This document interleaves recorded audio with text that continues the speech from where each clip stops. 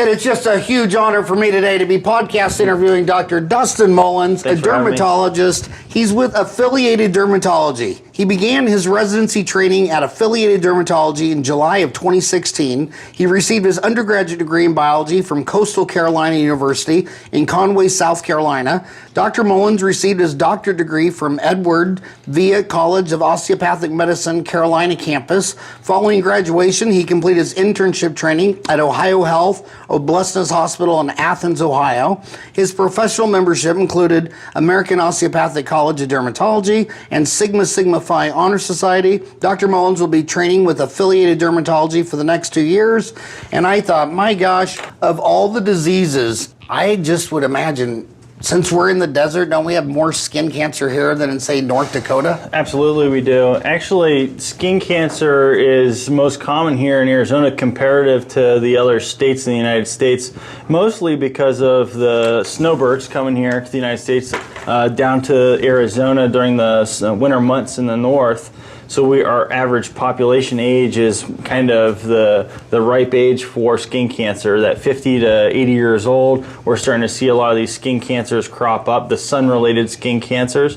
So it's much more common here in Arizona. Second highest incidence. We're second only to Australia for melanoma. So we tend to actually follow a lot of the Australian skin cancer guidelines for some of the practice that and recommendations that we have for patients. Okay, so this is Ahwatukee Uncensored. So I don't want to ask any easy questions. I want to get straight to the controversy stuff that I hear chairside for 30 years. Yeah. So I hear that you see this chart of skin cancer going up while you see the chart of using sun protection factor cream going up. Interesting. Like when I was a kid, I was born in 62. You're probably thinking I was born in 32, but I'm actually 62. There was no such thing as sunscreen. In fact, it was the opposite. You'd put baby oil. Baby oil and iodine. But here's the other part of what confuses the normal person who's not a dermatologist. Yeah.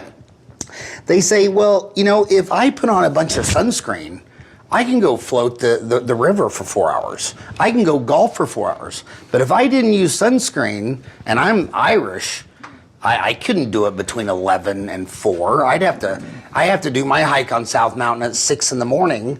But so it kind of looks like, and I had a really smart engineer. He's like 80 years old telling me this big lecture on it. He goes, I think they got it all wrong. The more sunscreen they put on, then they go out in the wrong time. Without sunscreen, they wouldn't go out in the wrong time. And if sunscreen prevented sun cancer, then why is it going up? So I hate to unload all that on you as your initial question. You're probably going to cancel and just walk out right now. No, you captured a lot of like the history that we've moved from and to over the past few decades. But getting to just sunscreen in general and sunscreen use, I agree. Back in the day, and when I say the day, 70s, even the early 80s, a lot of the sunscreen that we even had wasn't really worth a dork back then. It wasn't worth a what? A dork. Wasn't that great? A dork? Yeah, I haven't heard that one. Wasn't that great? Don't kick yourself in the butt. And I tell this a lot to the patients, to the people that say, you know, I kind of grew up on the coast of California, and I have them now and say they're 70 years old, and they're saying I had a ton of sun history, and you know I'm kind of embarrassed about it.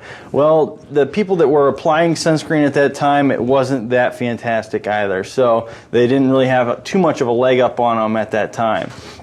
Now it's really improved. We've had a lot of improvement since then, and it's still improving. But the risk with sunscreen, we do know that, yes, you do see a trend of skin cancer incidence is increasing across the board in the United States for your non-melanoma skin cancers and melanoma, which is scary. Is very scary when you're looking at it by the numbers. We're talking skin cancer alone is more common than any other cancer combined. All other cancers, you combine them, it does not equal the total number of skin cancers. So that's crazy. It is crazy. And what is the actual number of skin cancers that occurs in the United States?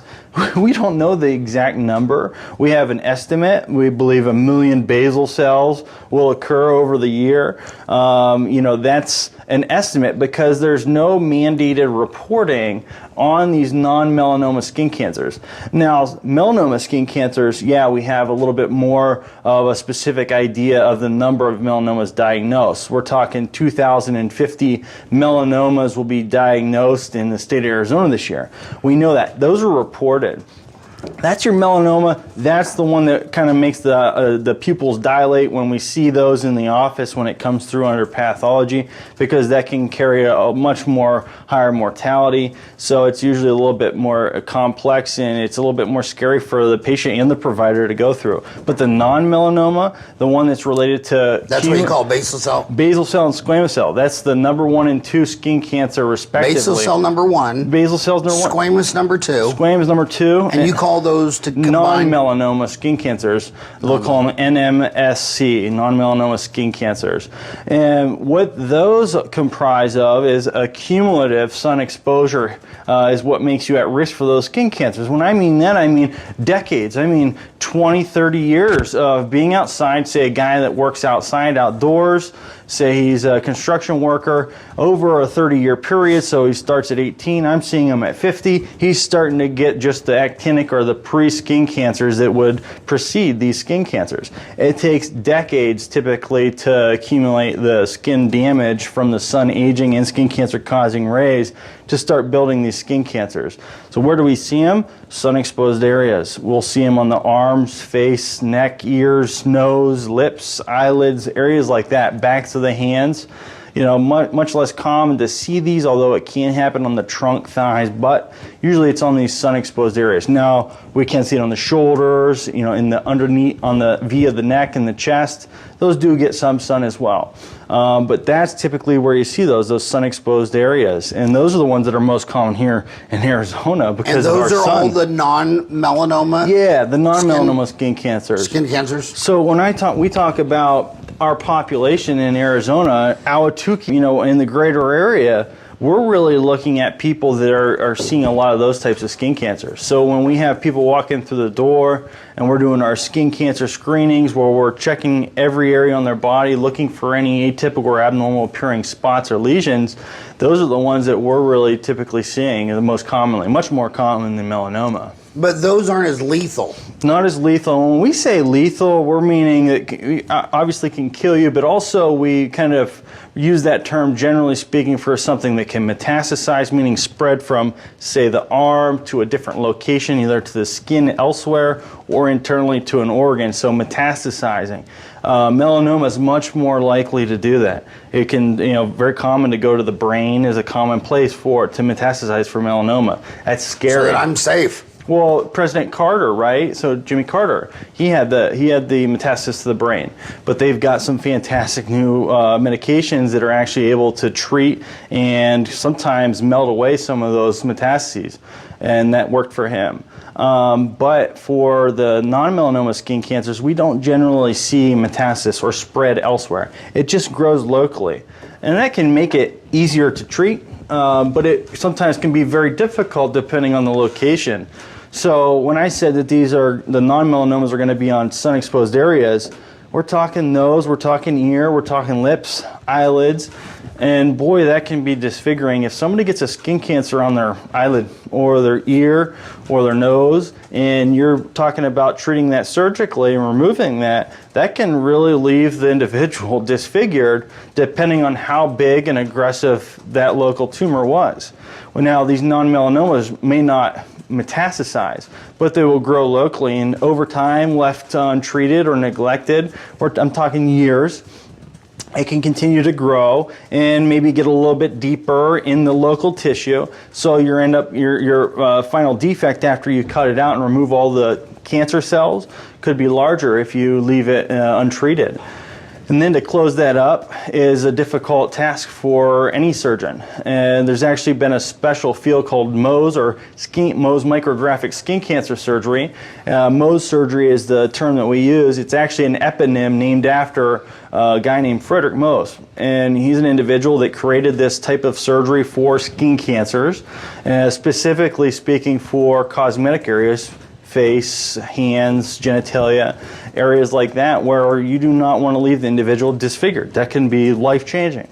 And so what you have are these individuals that are kind of not a step above, but they have extra training above a dermatologist, usually fellowship trained or society trained, meaning where they've acquired the total cumulative number of procedures to be able to attain that kind of specialization or expert level of skills. And what they do is they cut out real time. You come in with the skin cancer, say on the nose, and they'll go out and they'll chase the margin of just the abnormal skin cancer cells. Just chase around it.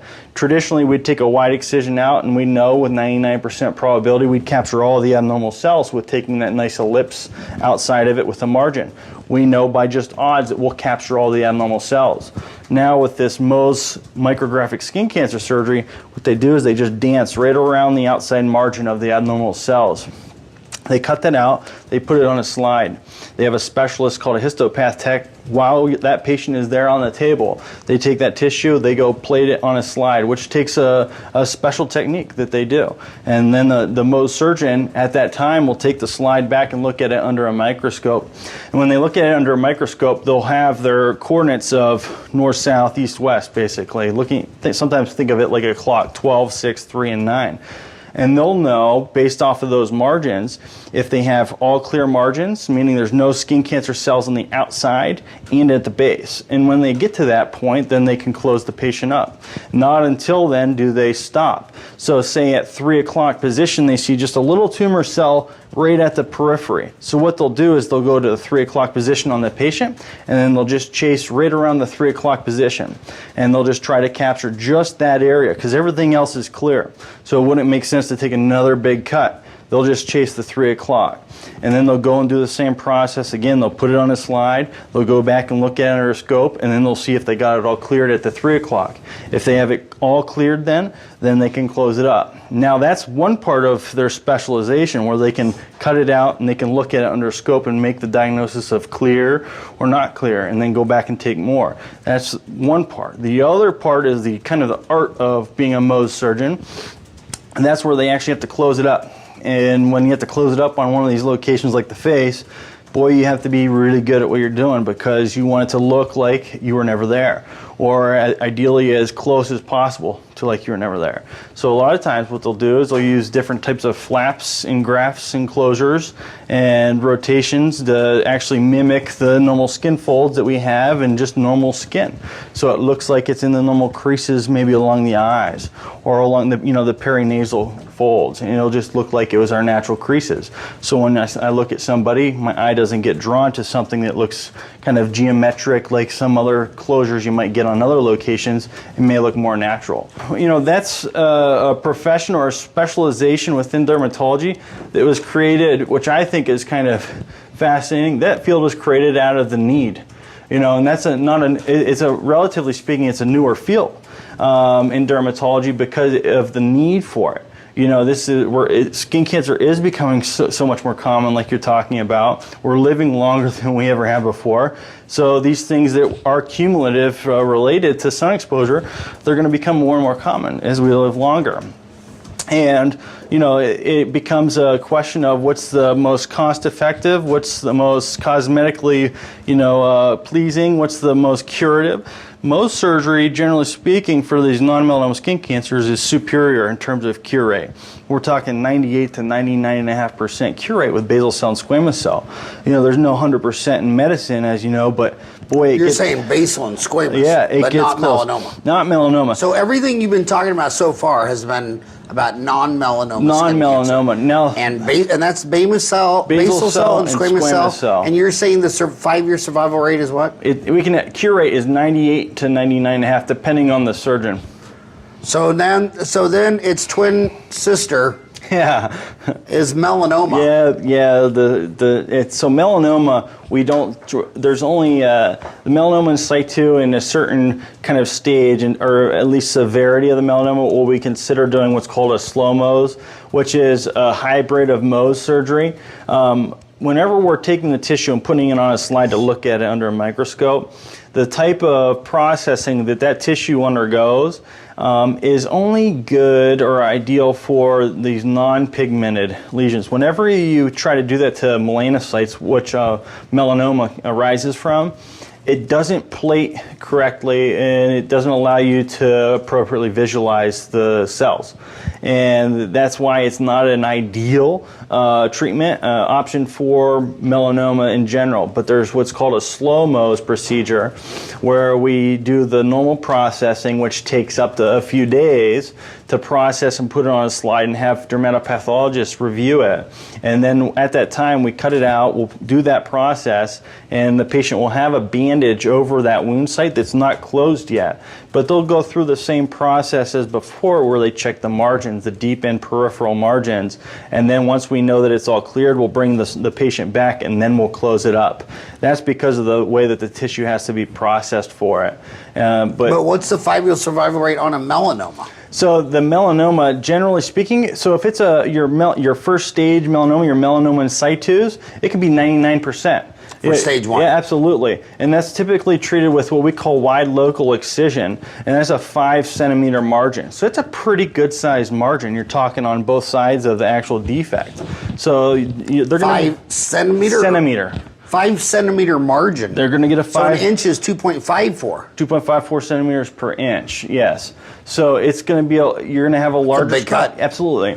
So what do they go? Stage 1, 2, 3, and 4? Stage 1, 2, 3, and 4. So stage 1, you said it's 99? Yeah, you can get to 99%. If you have a wide local excision that's done with a 5-centimeter margin, it can be up to 99% cure rate. So what about stage 2? Boy, it drops down to like 87%, and then it even drops down much further than that. You're talking stage 3? It's down to like the 50s, and then down below that it's even lower. I think it's like 25 to 30. So the point is, skin cancer, you got to get checked regularly. I mean, you don't want to sit there and say, well, I haven't gotten checked in 5 years. Yeah. And they say, why? And you say, because my tanning salon insurance didn't pay for it. How often should you get checked? And should you get checked more regularly when you're 55 like me versus 25 like Ryan? Good question. So skin checks, we base those off of the patient, meaning risk factors for the patient. So age is one of them, where we kind of look at that, and throughout the United States, we kind of agree that anybody over 50 should be getting a skin check at least once a year. Now, in the geographic regions where there's a high UV index, such as Arizona, Ahwatukee, we recommend that younger individuals come in and get a baseline. It's a very good idea to get a baseline because you could have kids that are getting sun exposure. We have 300 plus days of sun a year here.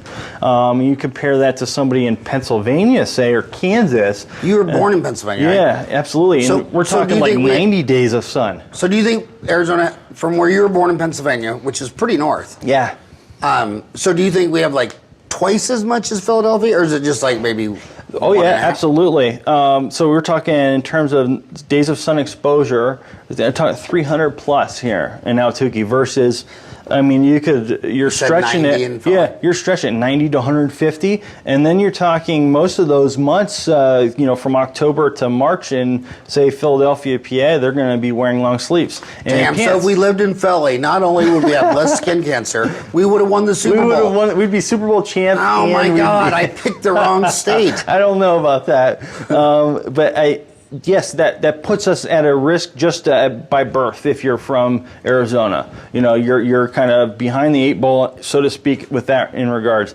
But there's other factors that we look at, risk factors. Redheads in Ahwatukee, Arizona, they're going to be 13 times greater risk of melanoma than an average person in the population. So redhead, and those would be pretty much all Irish and Scottish? Yeah, and a mix of the above. You know what's funny about here? I've lectured to dentists in 50 countries. Yeah. Most countries, like you go to Vietnam, they're all Vietnamese. You Yeah. go to Korea, they're all Korean. You go to Japan, they're all Japanese. Even like Poland, they're all Polish. You come to America, no one even knows what they are. It is the most mutt nation on earth. Everybody is a mutt. And that's what makes it difficult for a lot of our studies in the United States. Yeah, exactly. Or at least comparing them to, say, a Denmark study, because it might not reflect what we're seeing day to day in our offices. But we do know individual risk factors, redheads, freckles, blonde hair, blue eyes, those are all going to be high risks. So me personally, For you, so blue eyes. Right there off the bat, I'm looking at you, blue eyes. You're going to be high risk factor. And you think for skin cancer. How many times higher? We'd have to go through the risks of family history of skin cancer, personal sun exposure. Have you used a tanning bed before? How many burns have you had? There's all these things. Occupation. You're a dentist. You've been indoors. But then on the other end of that deal, so many people. I've had so many African American friends and patients say, "Yeah, I don't have to worry about that." I'm like, "Dude, Bob Marley died of skin cancer," and they're like, "No, he didn't." Yeah, I said, "Google it." Yeah. So I've shocked some kids in Ahwatukee. Bob Marley had a melanoma on his big toe. Yeah. And he used to play soccer without shoes. And he thought it was an old soccer injury. So he had this black spot underneath his toenail, and the thing kind of just never went away. He thought it was an injury from soccer, and that's what killed him. You're absolutely right. Yeah, I've told little African American boys in my practice this tall, and they're like, no. So melanoma can happen in the eye. We have pigmented cells in the back and the retina.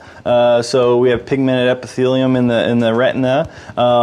It can happen underneath the fingernails. So in African Americans, I want to common. I want to go back to one thing. So when you were talking about basal cell and squamous cell, it sounded like it was all the sun exposed area. So you're typically, you actually believe in sunscreen? Oh, so to get to the point of sunscreen. And what's a better sunscreen? A shirt on? Yeah. Or putting cream on? So, yeah, I guess that, I did leave that out. The sunscreens, I am a huge believer in sunscreens, absolutely. And does sunscreen protect not just basal and squamous, but also melanoma? Yes, absolutely. So then you're saying that the melanomas would be more likely to occur in the same area? Interestingly, that's the confusing conundrum with melanoma. There are some melanomas, depending on the type, because we have different subtypes of melanoma, like a subungual on the hands or an acral melanoma. We have a lentigo maligna melanoma, usually slow growing on the sun exposed areas like the face. Superficial spreading melanomas, you can see those on the trunks, in the back, in the butt, and the thighs. And those locations where sometimes we see them most commonly aren't sun exposed areas. But now that we have genetic profiling and mapping, we can see that what we call UV signature, mutations in the melanomas that are related to UV exposure, but they're not the sole driver of the melanoma. It's an accumulation of mutations, and sunlight can contribute to acquiring more mutations, being more likely to go aberrant and become a melanoma. But there's genetics that play a role in this as well. We know there's certain genes that can be related to higher risk of melanoma and skin cancer in general. But that's a fantastic point that you made. So yeah, sometimes we'll get young individuals coming in, and anybody really, if we're pulling an abnormal mole, or we call it dysplastic nevus, it might be on their back. And they might say, well, I really haven't had a whole lot of sun exposure there. Can you explain that? It's a combination. Genetics, if you have over 100 moles, over 100 moles will put you at a higher risk. If it's greater than 2 centimeters or 20 millimeters, that could put you at a higher risk. There's different things that could be inherent within that could place you at a higher risk. Now, sunscreens, oh, you betcha. There's some better sunscreens than not out there, and it can really vary on the SPF level. The minimum level of SPF that you need to prevent skin cancer and the sun aging rays is SPF of 30. Now, there's also too much of a good thing, and we know that, and we're actually learning that right now. What we're learning is, some patients will ask me, why would I get an SPF 100 if 30 is all I need to prevent skin cancer? Well, the way that it's recommended per square or cubic inch or centimeter squared of area to apply, it's actually a pretty thick layer. Not a lot of people like putting a thick layer of sunscreen on. And when you're applying a SPF 30, like we generally do, 99% of the population, actually only one out of 10 people wear sunscreen. So we're saying how many? 1 out of 10. So only 10% wear sunscreen. And a lot of those studies that they pull that from is actually a lot of females that wear it in their makeup. And so not a lot of people wear sunscreen. So you're a big believer in sunscreen. And now SPF 30 to 50 is generally what I recommend. I like SPF 50. Now for people that are higher risk, for people that like applying it very thin, which a lot of us do, that's where the benefit comes from by buying or purchasing an SPF 75 or an 80, because it's going to allow you to apply it thinner. It'll behave more like an SPF. Do brands 30. matter? Good question. Actually, some brands are better than others, but sunscreens can really vary on price. And more expensive does not always mean better. Neutrogena in general makes some really good products that are also affordable. So when you're talking, you got kids. And what is Neutrogena? That's a brand? Yeah, Neutrogena is a brand there, and they have a sheer zinc as an SPF 50. And there's a ranking system that we kind of know of where they look at the chemicals that are in the sunscreen, because you can have a chemical-based sunscreen which basically takes the UV rays and absorbs that and diffracts and deflects the energy so it doesn't reach the skin and the cells and cause genetic mutations and damage and aging and risk of skin cancer. So that's a chemical blocker, and you also have a physical blocker. Your physical blockers are what we really favor, but a lot of the patients tend not to like historically, because that's what we associate with the white paste on the nose on the guy at the lifeguard at the beach, because it's a zinc oxide or titanium dioxide. I like zinc oxide based sunscreens better. That's going to provide what we call broad spectrum. There's two types of UV rays that we try to protect from, the UVA and UVB, and broad spectrum means that it blocks both of those. Your zinc oxide based sunscreens are called basically they're natural, so it's going to be a natural blocker, and it's a physical blocker. So Neutrogena makes a sheer zinc. It goes on dry, and you can put your makeup on over top of it if you're a female wanting to put makeup on, and your moisturizer. It's very easy. It's a little bit more elegant, so to speak, and they kind of make these nanoparticles with them now. That's one of the technologies that we have, where it makes it a little bit more pulverized, where they're able to apply it, and it's not just white paste. It's a lot smaller. So it's a lot more tolerable for people to use day to day. They can use that. So I favor the zinc-based titanium dioxide over titanium dioxide, but I'll take the physical blockers over the chemical blockers any day of the week. So what do you think's better, a blocker or avoiding certain hours of the day? So the most important thing is to always be wearing sunscreen no matter the time of the day. It's important to have sunscreen on, especially if we know we're going to be outside. Sun exposure starts when you walk outside to your car to go to work. While you're driving to work, we get a tremendous amount of sun through the left side of our driver's side window. That's why we see skin cancer on the face is more common than the left side. So it's certainly we're getting that exposure from getting out of our car, going to work, going to lunch, those times. So we're getting it throughout the day. The worst parts, you're absolutely right. Typically between 10 and 2, or even out here 10 and 3, 10 and 4. Is our peak hours, and usually we say if you can't see your shadow, run. That means the sun's right above you, and that's at its peak. I've never heard that. Yeah, that's a great one. But that's just kind of, you always seek shade, but I like where you're going with this. In terms of, is there a better option than sunscreen? I think sometimes there is a really great alternative to sunscreen depending on the function or the activity that you're doing. A lot of hikers, we're not going hiking for just 2 to 3 hours. You're recommended to reapply sunscreen every 2 to 3 hours. Now, what if I'm hiking and it's hour 3? Do I want to sit down and just lather up again? Do I want to get that out and go through that whole process? Well, ideally, if you didn't have anything, no other option, yeah, I'd recommend that. But what we have now is we talk about sun protective clothing. And sun protective clothing actually is just clothing. Any clothing in general is going to be sun protective. Now there are certain colors that are going to be better, like your reds, your black, your dark colors are going to be a little bit more protective. The ones that are going to have less, they're going to be more of a thread count, higher thread count, tighter weave of the actual threads, that's going to be more protective. And now we actually rank clothing on how well it protects you from the sun. It's called UPF, ultraviolet protective factor. And Basically, that's just a fraction of the amount of UV light that's able to penetrate the clothing and reach the skin. So a UPF of 50 means 1/50th of the UV rays can reach the skin through that clothing.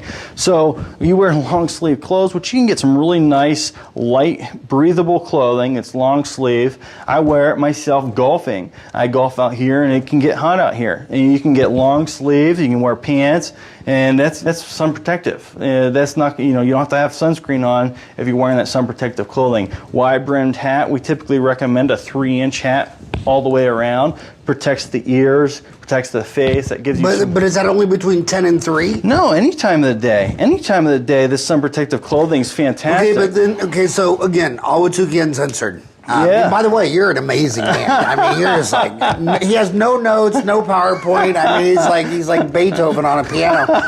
But then my patients are hearing exactly the opposite information, saying, well, you need to go out and get 10 minutes. You should be eating your lunch outside because you need melatonin. Yeah. You need vitamin D. Absolutely. And they're saying that the typical person who wears their clothes to work, if they sit outside their whole lunch hour, they won't get enough. Mm-hmm. But if they were in their backyard and they could strip down to their get naked and go outside for 10 minutes, it's 5 minutes on each side. So that's very that's very opposite information. It is.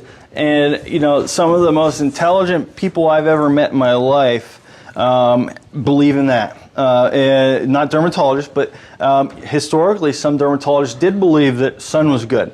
And to a degree, a little bit of sun is good. 5 to 10 minutes over, say, just the arms is quite enough to get your daily vitamin D. Actually, most of our vitamin D comes from our diet.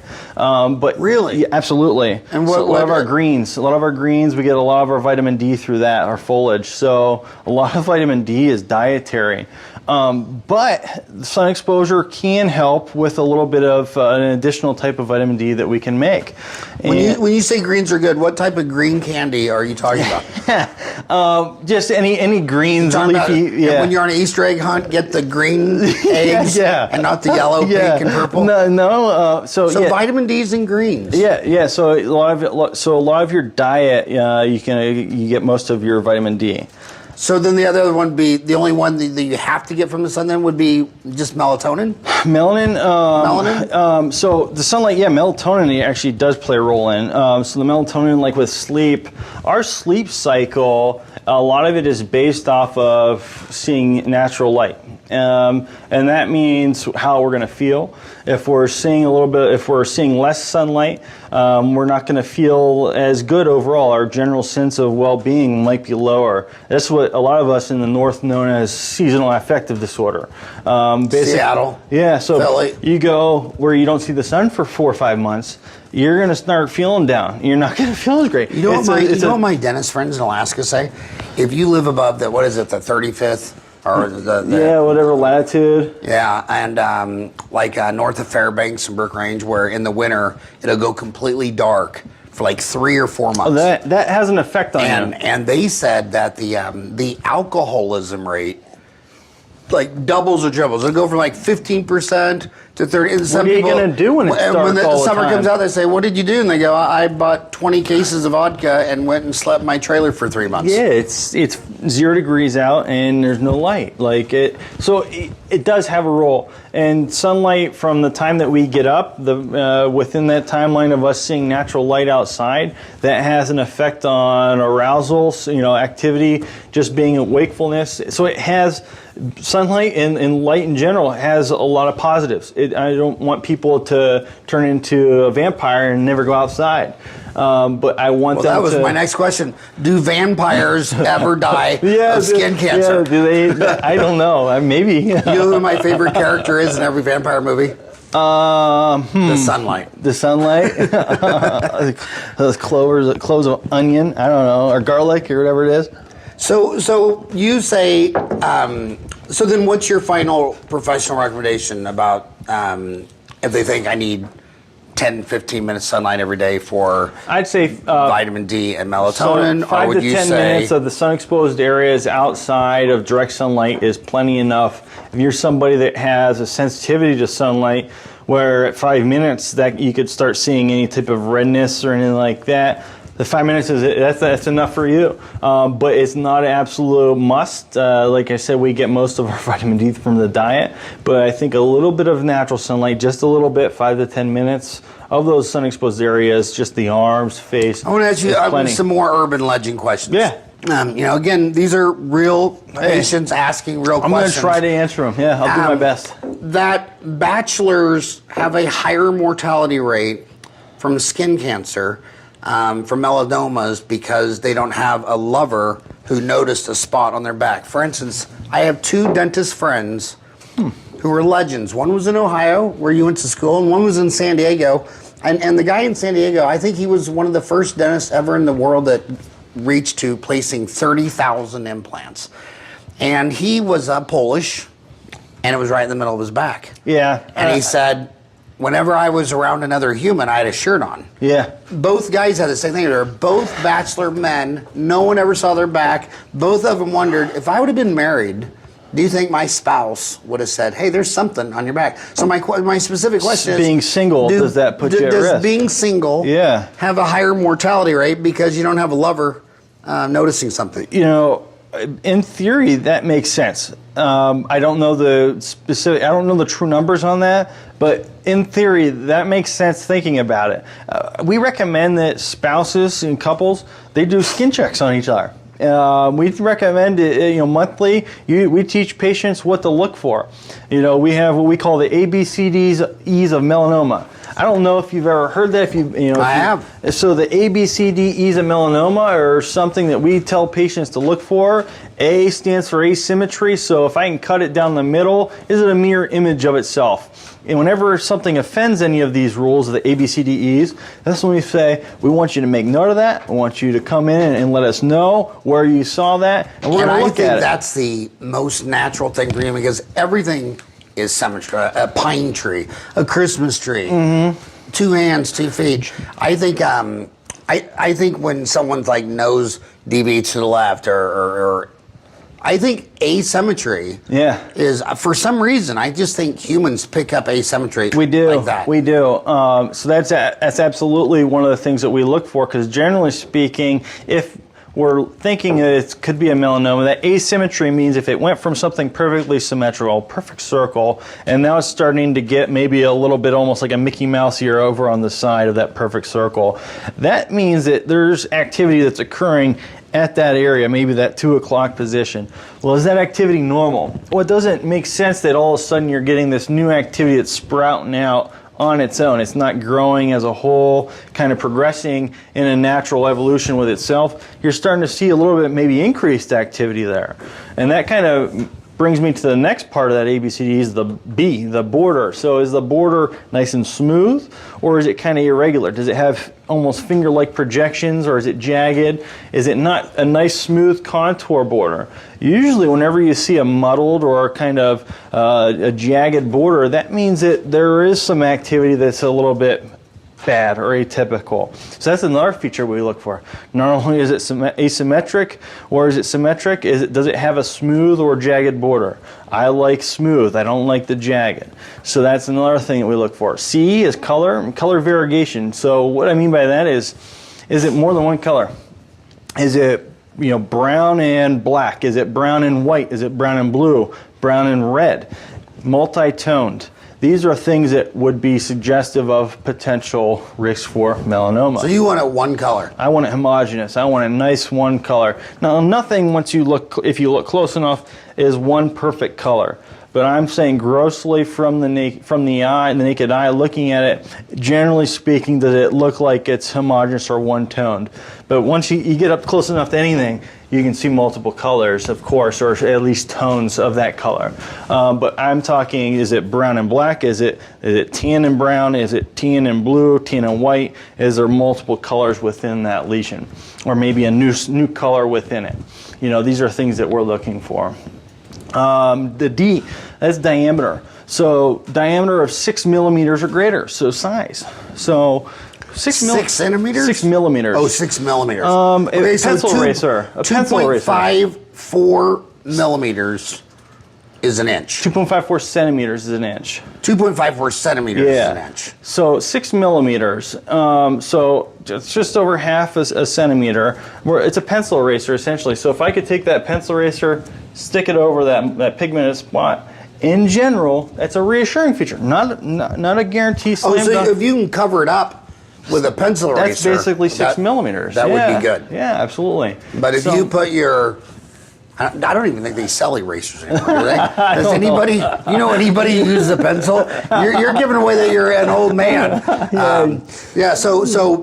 your ballpoint pen. That's just to give some people, because sometimes they'll say, well, when I'm doing a quick look, what is 6 millimeters? And it's basically a pencil eraser diameter.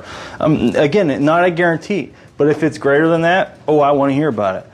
The E, A, B, C, D, E's is evolution. Is it changing in any way? Is it a mole that you've had that's changing in any way? Is it evolving?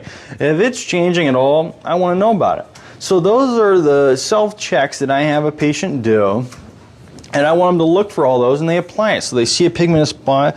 Okay, does that look like it's symmetric? Does the border look smooth or jagged? Is it one color? Is it 6 millimeters or less, and has it changed at all? I want them to look at all those. Sometimes change, if it's kind of equal to all the other change, it's growing, but maybe it's growing in proportion to everything else, more of a reassuring feature. Some people say, some people wonder, well, what if you got like a mole? Yeah. Or a skin tag? Would it just be smarter just to cut that off? Is that, if you're born with a mole, and some people will have 3 or 4 of them. Are they higher risk, or would it make sense just to cut that thing out and prevent any possibility? No. We kind of look at the morbidity associated with just taking out just a mole in general versus allowing them to sit and monitoring them.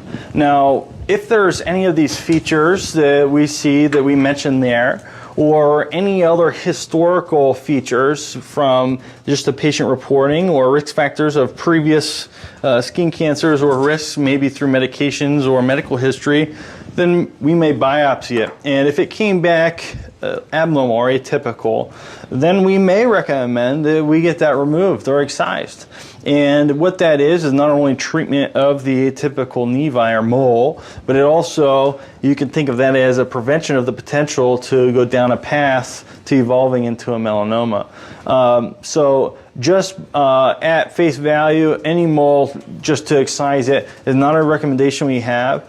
We do recommend that you get any mole, if you have moles at all, if you're concerned or questioning them at all, you would come in and let us look at them at the dermatology office. And by the way, tell them what it is. You know where 40th Street is? It starts up at Corpus Christi, goes down past Frye's at Ray Road, then you go down to Chandler, and there's Safeway and Frye's, and then you keep going towards Pecos. Halfway between Chandler and Pecos is the medical dental building. So you just turn there, they're right in there. I hope all my questions don't annoy you, because I'm 55, so I've heard a lot of these questions, and practicing in Arizona 30 years. I can't tell you how many times I heard this. It'll be like a 70, 80, 90-year-old woman golfer at Ahwatukee Lakes, and she'll say, I don't have to worry about skin cancer because it's the burns you got when you were 10 that 30, 40 years later killed you when you were 50. So I've made it past that hump. So now that I'm 70 years old, if I got too much radiation now, it wouldn't be cancer till I was 110. Actually, 70 years old, in the 70s is the most common time for melanoma. But is that true though? But when she's 70 and gets a melanoma, was that from a bad burn when she was in a bikini at 20? So, beautiful point. Remember earlier I was saying melanoma is kind of the oddball because we see a lot of those arise, not all, but a lot of them arise in areas where we generally don't have exposed skin. Chest, back, butt, thighs, areas where we're saying, no, that can't totally be related to just sun. Correct. But what do we try? The way we've tried to explain why we see this occurring is we think of the guy or the girl that lives in, we'll say, Pennsylvania again. It's springtime. It's April. We had our first couple weeks of nice sun. What does the guy do? He goes out in the lawn, takes his shirt off, mows the lawn, gets a nice burn.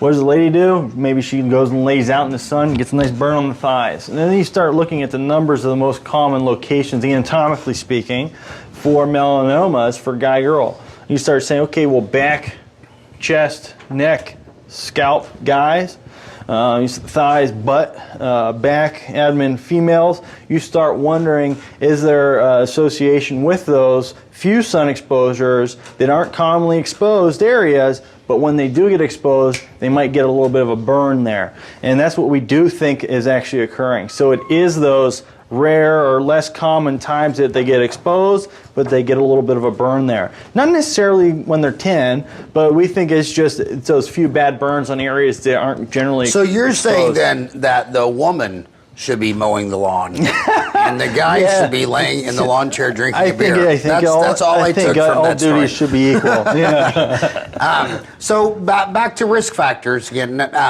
and come on, guys, you just got to get checked every year. I mean, they're right there. I think the good point out here, like with the 70-year-old golfer. I golf all the time. I love being outside. I've been in the Ahwatukee area to the baseball fields with the 9 and 10-year-old baseball players.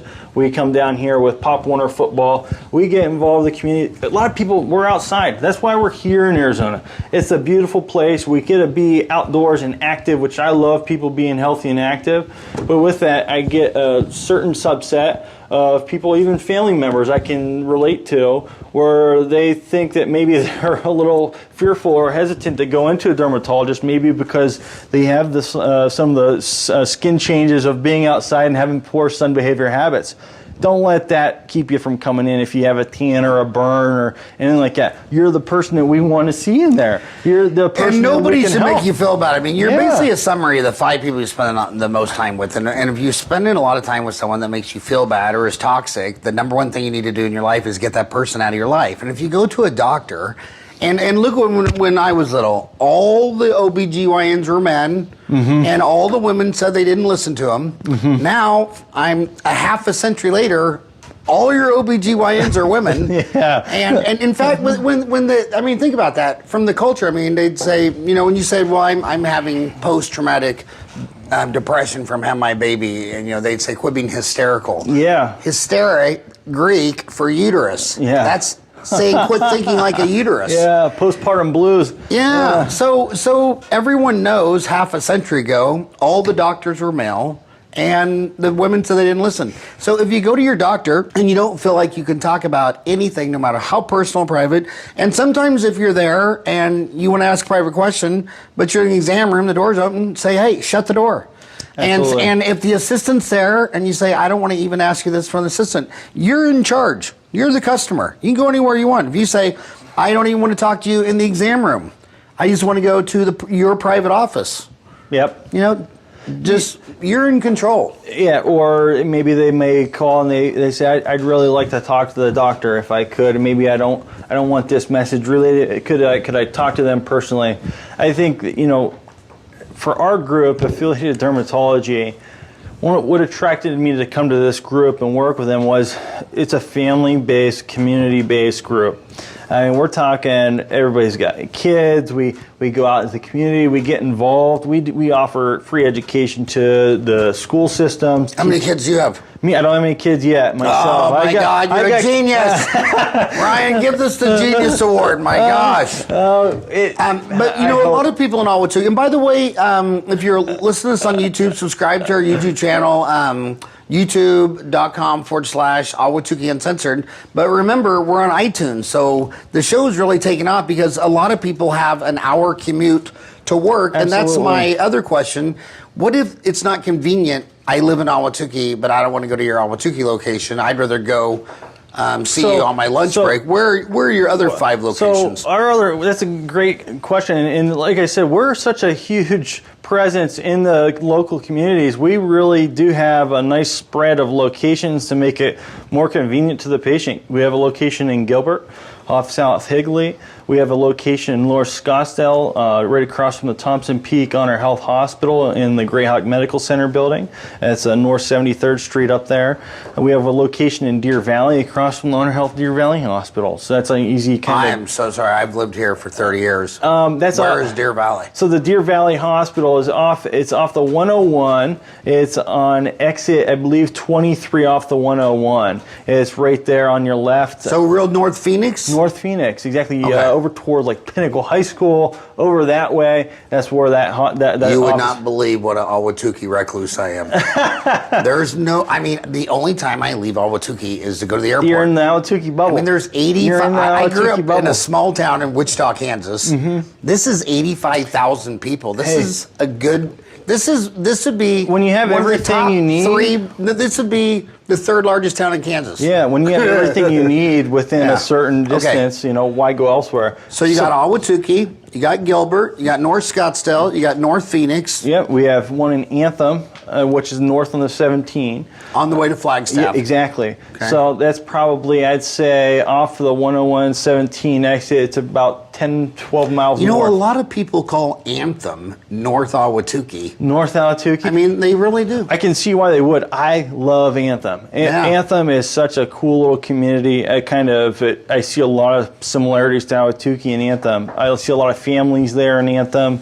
It's actually, it was just a booming place right before the bubble, before the bubble popped. But you know, those real estate bubbles, they're up and down. They're always going to happen. Yeah, I know. But it's a great place. But the fact that Bill Gates, one of the richest man, I mean, it goes between Bill Gates and Jeff Bezos, depending on what Microsoft stock's trading at. Right. So, like, Amazon stocks, tanked 10% in the last few weeks. 4% last Friday. Yeah. So now I just read that Bill's back to number one, but he just bought 20,000 acres of land. I heard about that. Off the side of that. And then they're going to build the interstate straight from here to Vegas. Which, Anthem will be back, but it's a beautiful city. What's your sixth location? The other location's in Surprise. Well, that surprises me. Well, that's another place that's growing. I had a patient once who put on her eyeliner, and it was too high, and she looked surprised. Did she? Yeah. Wow, was she surprised when you told her? So Surprise is west of Sun City or north of Sun City? I believe it's west and maybe a little north. North. That's about where Gates bought that deal. Really, it makes sense. Like I said, there's a lot of land out there, but it is booming. It's growing. You fast. know, this whole area is booming. I mean, Google's out of the whole world, Google chose Phoenix for their driverless car program. Bill Gates could have gone anywhere he wanted to, and he wants to build a high-tech center out there. Yep. And what my dentist friends are telling me in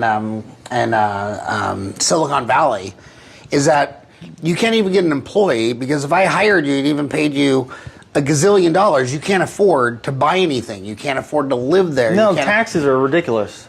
Taxes, price of real estate. This part of the country is everybody's gonna. I heard U-Hauls, you can't get them. They're so difficult in San Francisco right now. Everybody's just right? running. Yeah, everybody's leaving. They're coming to places like where we're at. Dude, I went to. These are true stories of visiting dentist friends. One time in Manhattan. He told me what he paid for his rent, and we went in this 100-year-old building, went up this crinkety little elevator, like went into this shoebox with one little window, and I'm like, dude, that could be a mortgage on a mansion. And then the same thing in San Francisco. The guy, it was so small. It was like 3 people, and they were on air mattresses. I worked at Columbia Hospital in New York City, and when I was there, I split with a guy that was at NYU Dental. It was a ridiculous price, and it was air mattress sized place to stay in. So where you had to blow it up and deflate this is going to be the next Silicon Valley. I think it is, and the nice thing is it's such a newer development. Everything's being planned so well. If you look at whenever we have maybe the Waste Management Golf Tournament or another big event where you bring in 1 million people over a 3-4 day period, and you see you might see a little bit more congestion, but you don't see where everything's just shut down and you can't drive. We're able to accommodate it. But Trivial Pursuit. It's not a Boston type of design. You just talked about the waste management golf deal. What's the biggest event that attracts the most people in Arizona? Is it the horse show? The horse show? Yeah. No one ever gets it. Is it that? What is it? It's the NASCAR. Is it? You're kidding me. I mean, you're talking about one day, one single day. Right, yeah. Total though, we had over 750,000 in the golf tournament. Right. Yeah. That NASCAR event. I mean, that's a religion. Yeah. What's that one thing? Burning Man out in the middle of the desert. What Burning Man. I know of. Burning Man. I mean, it's insane. I mean, people drive here. Yeah, absolutely. I mean, when I've gone out there before, you're born and raised in Philadelphia. I remember seeing 3 green RVs that had Philadelphia Eagles on them there. Yeah. And they're out there charcoaling all that stuff. And I said, you did not drive that from Philadelphia. And they go, oh, yes, we did. Yes, we did. For a car race. Yeah, absolutely. Yeah, you're right. It came beyond. So, by the way, where in Philadelphia were you born? So I was actually outside of that. So actually the county is what people might associate. Cameron County was the location. It's more north central PA. Cameron County. And then you went to college in Ohio? No, Coastal Carolina. I went down there actually originally. So you went to South Carolina? Yeah. What city there? So that was in Myrtle Beach. Oh my God, golf. That's... So is there more golf courses in Myrtle Beach or Arizona? Per square mile, there are more golf courses in Myrtle Beach than anywhere else in the world. So Philadelphia to Myrtle Beach, and then college in... And then I did college there, and then I did med school in the upstate of South Carolina. And then I went to Ohio University and worked at that hospital, worked in the hospital, and then came out here to Arizona. Well, I mean... It's not every day you meet someone that's lived in 5 different states. Yeah, I mean, by way of everywhere. So it looks like. So, are you glad you're here? How long you been here? Oh my God, yes. How long you been here? Almost 2 years now. Every now and then I do have to pinch myself because I'm in having great people, safe community. It's a stable community, good education system. It's only getting better, very affluent. There's a tremendous opportunity to really plant some roots, get a family, have kids, and really settle down. This is the ideal place, and I love the outdoors. Golfing is one of my passions that I've obviously. Yeah, you went to Myrtle Beach. I got recruited for golf there at Coastal. Actually, Dustin Johnson was on the golf team when I was getting recruited. You're recruited for golf? Yeah, so Dustin Johnson's the #1 golfer in the world right now. He was going to that school at the time. So it's a big golf school. So what do you like more?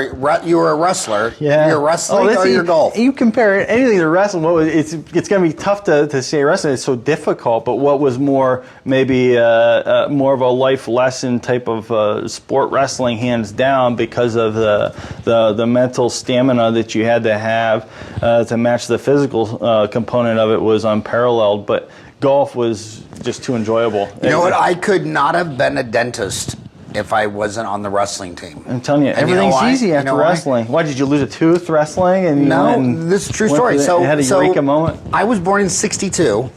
When I was 72, my dad bought this new franchise that no one of you heard of, because that's when franchises were rolling out. And the franchises were rolling out because the federal government was building these interstates. Mm-hmm. And before there were interstates, nobody really was, they born, raised, reared, and died and never went 100 miles away from home. Yep. So then people would walk out and they'd see this interstate in Kansas. They say, well, that'll take you all the way to Disneyland. Yeah. So that's when people started moving. Then when they got to the next town, they wanted something familiar because you wouldn't know what Joe's Bar and Grill was. Mm-hmm. So my dad bought a franchise, probably never heard of it, Sonic Drive-In. I haven't heard of it. and he was expanding those out, and I think he got up to 9. And all the franchise, my dad got so mad at me that I wouldn't drop out of high school because he wanted to put me in a franchise. Family business. He wanted me to go to Abilene, Kansas, Kearney, Nebraska, Childress, Texas, and he's like, "Why are you in school? This is stupid." And then he'd look at my tail and be like algebra, and he goes, "This is stupid." Yeah, but I wanted to wrestle. And you couldn't wrestle unless not only were you in school, but you had to have you had to maintain grades. A 2.5. Yeah. So I only stayed in school to wrestle. Wow. And then my dad lived next door to a dentist, and I would go to work with my dad, and he'd make a cheeseburger and a French fry. Yeah. And I go to work with Kenny Anderson, and he'd take an X-ray of a tooth and work on it with his hands and do surgery on a tooth. And I was just Totally like, Dad, different world. I said, I love you more awesome. than Kenny Anderson, but I don't want to make French fries and onion rings my whole life. So the bottom line is, and then I see that today because, I mean, let's just keep it real. There are a lot of businesses, whether they be yard maintenance, landscaping booms out here, where the father is putting a ton of pressure on those kids. Look, I need a hired hand. I can pay you $20 cash an hour under the table. You could buy a nice car. Why are you going to Desert Vista? I need someone handling. I got someone called in. I got kids sending me every time one of my dad's workers calls. You're paying for school right now, and I could be paying you. You could be making money. Yeah. Right? Is that, it's two different kind of two different world. You know, and it is. So what would you tough. tell that kid at Desert Vista or Mountain Point, whose dad's saying, "Dude, I can pay you 20. We install sheetrock. Yeah. We install roofs. We do land maintenance." I've done those jobs myself. Those were my winter jobs when I'd be on school break. I did construction where I hauled around all the heavy stuff and the scrap and cleaned up. And I've had friends that went and worked with their dads. My dad was a logger, and he worked with his dad that logged. Logger? Yeah. In Philadelphia? No, it was North Central. Like I said, we were a little bit outside of there. I keep but yeah, absolutely. It was the least populated county in the state, 97.5% forested. So my dad did that, and he was pushed into it, like you said, or he wasn't allowed to do sports. And it was that go into the family business. You need to help contribute to the family to provide. But I would say, one that is a unique and special thing for a son to work with a father in any job. I think that's something that I would absolutely cherish, and I would respect anybody that went into that and chose to do that, because I think that's a special thing not many people have the opportunity to do if they want to do that, if the kid wants to do that. But if they think that there's something else that they're passionate about, well, then I think that any father, at least I would hope, would want their kid or son or daughter to pursue what makes them passionate and wants maybe get them up every morning. So if that's something other than that, and that is the one thing that's not a bad thing for there's times that your parents will get mad at you. That might not be a bad one for them to be mad at you. If they do, they'll probably get over it. One of the luckiest things about my life is I've never worked a day in my life. Because all through from age 10 to 20, when I went to work at Sonic, I was with my dad. And I got free hamburgers and cheeseburgers. And those car hops were gorgeous. So, I mean, that was like going to, that versus staying at home. And then, but I'm so glad I followed. But the learning experience, right? So, like, you got to see with your dad, I'm sure, the management and kind of running things and knowing how that all works. And if you saw that from 10 to 20, you're probably 30 years ahead of kids your age. People that don't learn a lot of life lessons, a lot of lessons on how all that business and all that works. Boy, that is a great opportunity if you do have a parent that's in a business. Then I think that's a benefit of going in when you're younger, at least being exposed to that stuff. I'm certain that's what you were. I saw that when Dennis got out of school. If they grew up on a Kansas farm, and Mom was sitting at the kitchen table with the calculator, doing all the bills, while Dad was riding a tractor, when they opened up their dental office, they were fine. But if their dad and mom were both employees and went to work 8 to 5, they were at a serious disadvantage. But I can't believe we went way over an hour. I could talk to you for 40 days, 40 nights. Your website is AFFderm.com. Yeah, so like AFF is like for affiliated dermatology. So affiliated dermatology.com. So so affiliated has 2 F's. So AFF. Derm for dermatology. I'm trying to give you this as a mnemonic device. So it's AFF for affiliated, then derm for dermatology.com. Absolutely. They got 6 locations. They're killing it in Ahwatukee. They're in Gilbert, North Scottsdale, Deer Valley, Anthem, Surprise. My final question is, before we started the show, you were telling me that the people in Ahwatukee were 10 times nicer than the people in Gilbert, North Scottsdale, Deer Valley, Anthem, and Surprise. Why do you think that is? I think that is because they're always smiling. I think it's the dentists in this area. Touche, that was a good one. Hey, seriously, man, thank you so much. Absolutely, thanks for having me. Ryan, thank you, buddy.